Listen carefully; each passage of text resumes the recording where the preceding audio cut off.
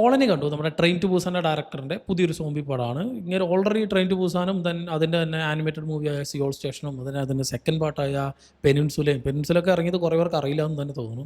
അവർ Covid ടൈമിലൊക്കെ ഇറങ്ങിയതായിരുന്നു. So ഇങ്ങനത്തെ already zombie എന്ന് പറഞ്ഞിട്ട് കുറേ പടങ്ങൾ മൂപ്പർ ഇറക്കിയിട്ടുണ്ട്.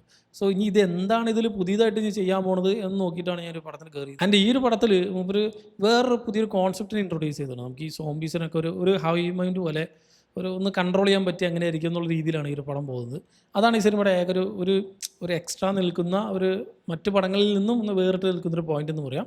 ആൻഡ് അത് നല്ല രീതിക്ക് ഈ പടത്തിൽ എക്സിക്യൂട്ട് ചെയ്തിട്ടുണ്ട്.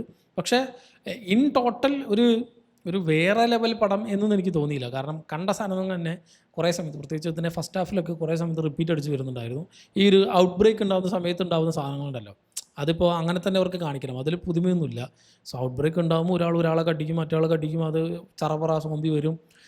അതേന്ന് ഈ സൗണ്ട് കേട്ടിട്ടും ലൈറ്റ് കണ്ടിട്ടും നമ്മുടെ ഫിഗർ കണ്ടിട്ടൊക്കെ ആ സെറ്റപ്പ് തന്നെ.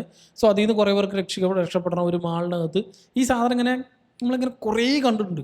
ഇപ്പോൾ റീസെൻ്റ്ലി നെറ്റ്ഫ്ലിക്സിൻ്റെ ഒരു പടം ഇറങ്ങിയിട്ടുണ്ടായിരുന്നു. എനിക്കതിൻ്റെ പേര് ഓർമ്മയില്ല. ഒരു ഇന്തോനേഷ്യൻ പടം എന്തോ, ഒരു ഗ്രാമത്തിൽ, ഒരു കുഗ്രാമം, ഒരു സാധാരണ ഒരു നാട്ടിൻപുറം, അവിടെ ഒരു സോംബി ഔട്ട് ബ്രേക്ക്, അതും പകൽ ഉണ്ടായിക്കഴിഞ്ഞാൽ എങ്ങനെ ഉണ്ടെന്ന് കാണിച്ചു തരുന്ന പടമായിരുന്നു. ഒരു പോലീസ് സ്റ്റേഷനും കുറച്ച് ഒരു പാടവും വരമ്പോ അങ്ങനത്തെ, മനസ്സിലായി ആ ഒരു സെറ്റപ്പ്.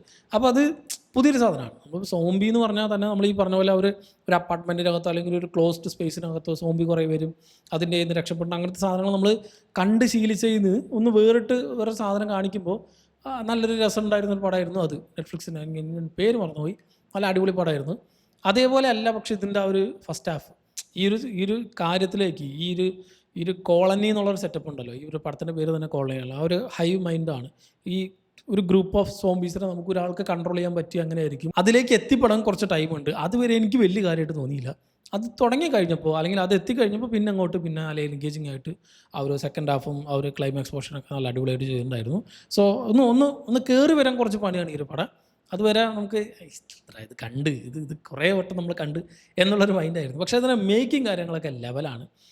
പ്രത്യേകിച്ച് ഇതിൽ ഈ ഒരു ഹൈ സെറ്റപ്പ് ഉണ്ടല്ലോ, ഒരു കോളനി, ഇതിൻ്റെ പോസ്റ്ററിൽ തന്നെ കാണാം. ഇതിങ്ങനെ ഒട്ടിപ്പിടിച്ചിട്ടാണ്, അതായത് ഇങ്ങനെ ഗ്രൂപ്പായിട്ട് ഇങ്ങനെ ഒട്ടിപ്പിടിച്ചിട്ട്. അപ്പോൾ ഒരു പശ പോലത്തെ ഒരു സാധനമാണ്, ഒരു വൈറ്റ് പേസ്റ്റ് പോലത്തെ ഒരു സാധനം. അങ്ങനെ അതിൽ മേക്കപ്പ് കൊടുത്തിട്ടുള്ളതും ദെൻ സൗണ്ട് ഡിസൈനും ദെൻ ടോട്ടൽ സിനിമാറ്റോഗ്രഫിയും ആ ഒരു ക്ലോസ്ഡ് സ്പേസൊക്കെ കൂടുതലായിട്ട് യൂട്ടിലൈസ് ചെയ്തിട്ടാണ് പടം മുഴുവനായിട്ട് മുന്നോട്ട് പോകുക. സോ അറിയാം നമുക്ക് ഇതിൻ്റെ മേക്കിംഗ് എങ്ങനെ ആയിരിക്കും. നമ്മൾ ഓൾറെഡി ട്രെയിൻ ടു ബൂസാൻ പോലെ ഒരു കിടിലം പടമൊക്കെ കണ്ടാണ്.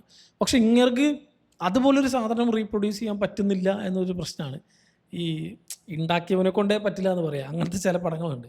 ട്രെയിൻ ടു ബൂസാൻ അത് പറയുമ്പോൾ ഇത് വേറെ ലെവൽ സാധനം അങ്ങനെയൊന്നല്ല. പക്ഷേ ആ ഒരു ജോണറിൽ, ഈ ഒരു സോംബി എന്ന് പറഞ്ഞ ഒരു ജോണറിൽ വളരെയധികം ഒരു മൈൽ സ്റ്റോൺ ആയിട്ടുള്ളൊരു പടമായിരുന്നു ട്രെയിൻ ടു ബൂസാൻ. കാരണം അതുവരെ നമ്മൾ കണ്ട സാധനം അല്ലായിരുന്നു. പിന്നെയാണ് ആ ഒരു പടത്തിൽ നമ്മൾ കണ്ടതും പിന്നീട് കണ്ട പടത്തിൽ കണ്ടതും. സോ ഒരു ട്രെയിൻ ടു ബൂസാൻ എന്ന് പറഞ്ഞാൽ സോംബി പടങ്ങളിൽ തന്നെ ഒരു സ്ഥാനമുണ്ട്.